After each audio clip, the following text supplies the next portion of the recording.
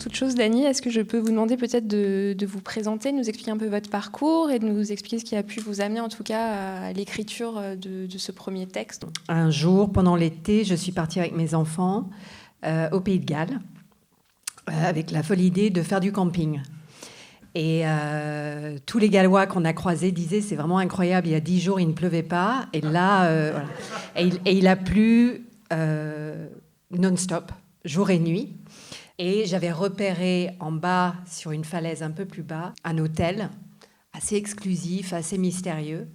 Et j'ai dit, j'emmène les enfants, on va aller boire un vrai thé et se réchauffer et se sécher, parce qu'on a été mouillés en fait pendant 10 jours. Et je suis tombée amoureuse de ce lieu. Et je me suis dit, si un jour j'écris un autre roman, c'est ici que ça commencera. Peut-être pour commencer, on va resituer un petit peu le cadre, parler peut-être de l'héroïne, donc Sérène.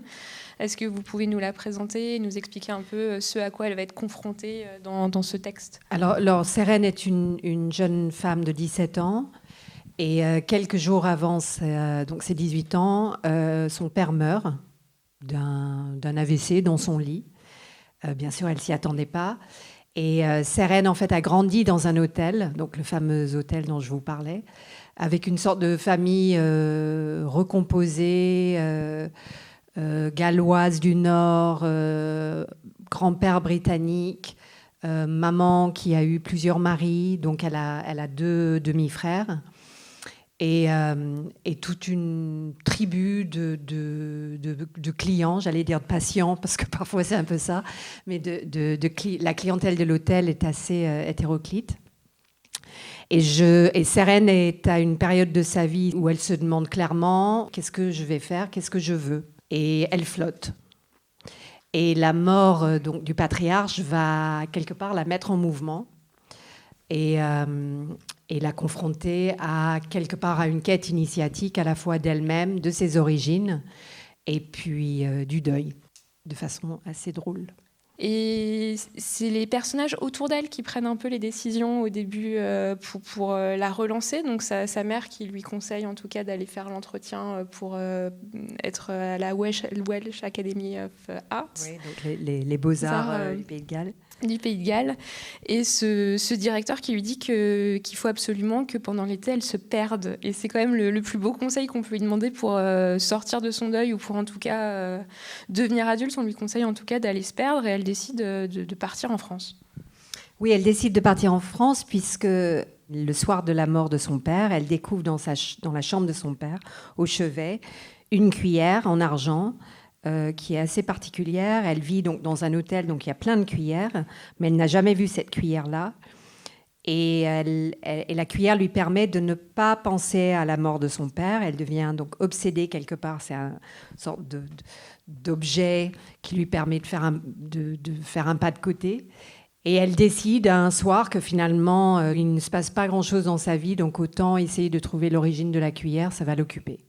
Et la cuillère va agir comme le Graal quelque part et l'attirer de plus en plus loin. Elle croit qu'elle va s'arrêter à Paris, mais en fait, elle rate la sortie de l'autoroute. Elle croit qu'elle va à Beaune, mais en fait, elle se perd dans le Morvan. Et petit à petit, elle va s'approcher de l'origine de cette cuillère. Et elle a des moments d'émotion qui la submergent, où ça revient comme ça. Et quand vous en parlez, vous appelez ça son terril. Est-ce qu'on peut revenir un petit peu sur le terril, oui. Donc, les terrils au Pays de Galles sont assez fréquents, puisque le Pays de Galles, surtout une partie du sud et puis quelques petites zones du nord, sont vraiment des vallées minières, des vallées noires. Et moi, j'ai toujours été fascinée par les terrils. Je trouve ça à la fois absolument hideux et étrangement beau. Je ne voulais pas que Sérène soit psychanalytique. Je ne voulais pas d'une héroïne qui ait une espèce de flux de pensée psychanalytique tout le temps. Je voulais vraiment éviter ça. Et en même temps, je voulais parler du chagrin et de ce qu'il se passe chez certaines personnes quand ils perdent un proche. Et il se trouve qu'en cours d'écriture, j'ai perdu ma mère et j'ai malheureusement goûté quelque part à quel point le deuil vient nous chercher physiquement dans le corps. Moi, par exemple, pendant 1 an, je n'avais plus de sens d'orientation. Je n'arrivais plus à savoir si je voulais aller vers la porte des Lilas, je pouvais sortir de chez moi et plus savoir. Ça va mieux. Et j'ai eu cette vision d'un terril qui lui entre dans la poitrine, que bien sûr on peut dire que c'est une métaphore, on peut parler d'angoisse, on peut parler de blocage, on peut parler de plein de choses, mais je voulais l'incarner avec quelque chose du vivant et du paysage. Et ce qui est aussi drôle, c'est que finalement, elle part de ce pays de Galles qui est très lié à cet héritage minier, et elle se retrouve dans le Morvan, et elle est reconfrontée, en tout cas, à des terrils et à des mines qui... Mais parce qu'en fait, moi, je me rends compte, plus en voyage en France, et plus on rencontre des crassiers, ça s'appelle aussi, des terrils, c'est extraordinaire. Et c'est toujours des lieux très importants au niveau de la culture du territoire.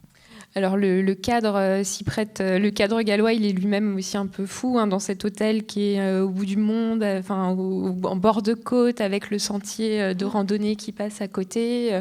Ils sont complètement isolés, en tout cas, dans cet hôtel. Et en fait, ce qui est extrêmement intéressant, c'est qu'ils sont en petits microcosmes, ils vivent vraiment tous ensemble. Et alors, la place de Sérène est très importante, mais il y a aussi toute cette galerie de personnages qui est proposée, toute cette famille qui gravite autour d'elle, où ils sont un peu décalés, un peu loufoques, très britanniques en un sens, puisqu'ils sont aussi assez drôles, mais qui l'entourent tout le temps. Tous ces personnages, c'est pareil, ils vous sont venus comme ça immédiatement, parce qu'ils sont quand même hauts en couleur. Les personnages, ils sont venus assez facilement. Les frères, en tout cas, très vite. La mère aussi.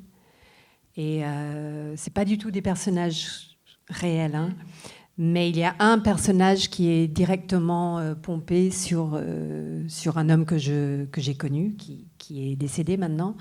Lui, c'est un des Pierres. Un des Pierres existe. Et les autres sont des personnages qui sont... c'est génial quand l'imaginaire propose des personnes. Voilà. Est-ce qu'il y a des auteurs ou des influences, en tout cas, qui vous ont...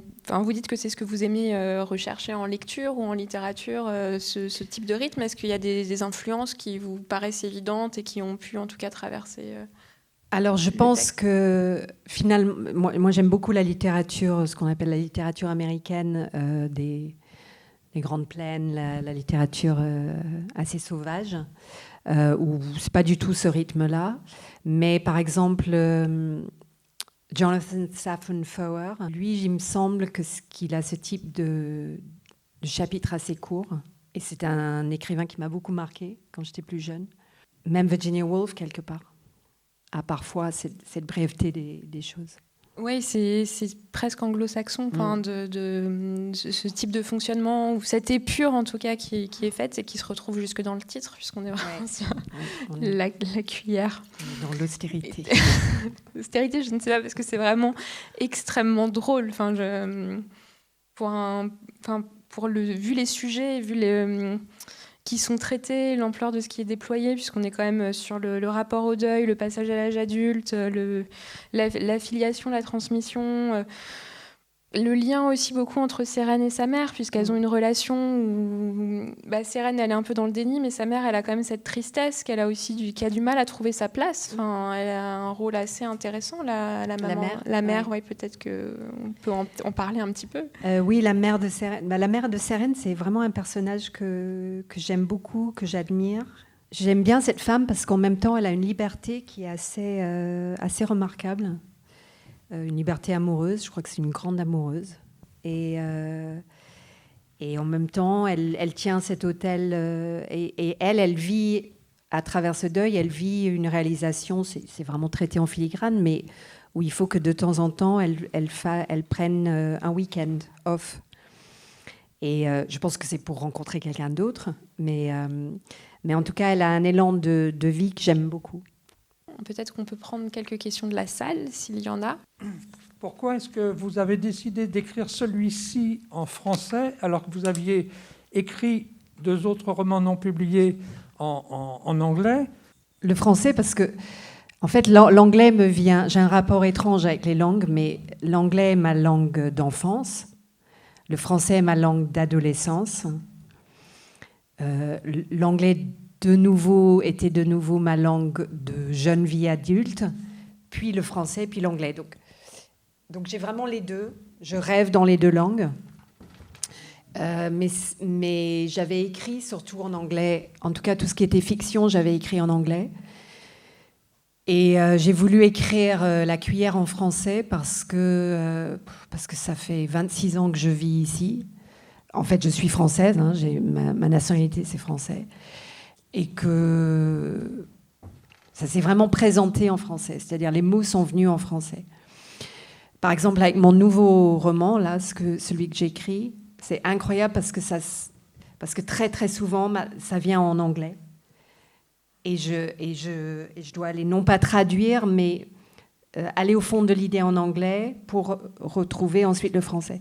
Vous dites que vous aimez voyager, et puis dans ce roman, il y a ce déplacement du personnage principal.